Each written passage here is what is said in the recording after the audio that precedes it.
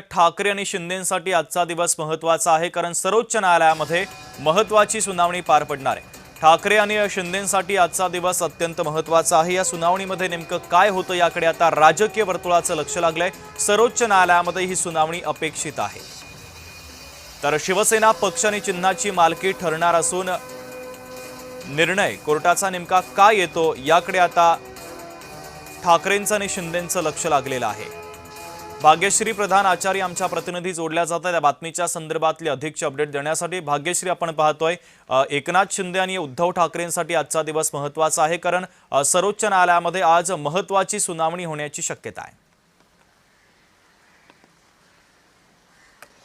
नक्कीच, खरं तर रोजच आपण बघतोय, काल देखील ही सुनावणी जी आहे ती सर्वोच्च न्यायालयात लागली होती, मात्र पुन्हा एकदा तारीख देण्यात आली आणि ही आजची तारीख देण्यात आली।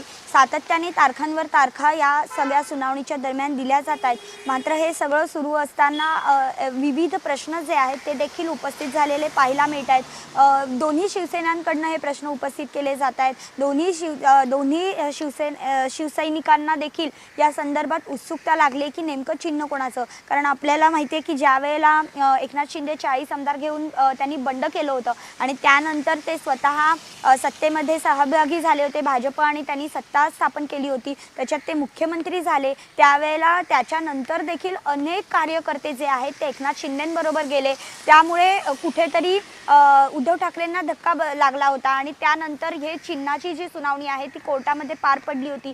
त्यावेळेला नाव आणि चिन्ह कोणाकडे राहणार, तर तात्पुरत्या स्वरूपात ते एकनाथ शिंदेंकडे देण्यात आलं होतं आणि उद्धव ठाकरेंकडे मशाल चिन्ह आणि त्याचबरोबर उद्धव बाळासाहेब ठाकरे शिवसेना अशा पद्धतीचं नाव देण्यात आलं होतं। त्यामुळे आता युक्तिवाद नेमका केव्हा घडेल आणि युक्तिवादातून ही सुनावणी पुढे जाईल की नाही असे प्रश्न असीम सरोदे जे वकील आहेत त्यांनी देखील उपस्थित केलेले पाहायला मिळतात। त्याचबरोबर सातत्याने संजय राऊत देखील ही सुनावणी लवकर पार पडावी याची मागणी करतायत। त्यामुळे आज तरी ही सुनावणी युक्तिवादात त्याचं रूपांतर होणार का, की आज देखील पुन्हा तारीख पे तारीख पडणार हे बघणं महत्त्वाचं ठरणार आहे। भाग्यश्री, महत्त्वाचे अपडेट या बातमीच्या संदर्भातले पोहोचवलेले आहेत। तुर्तास धन्यवाद।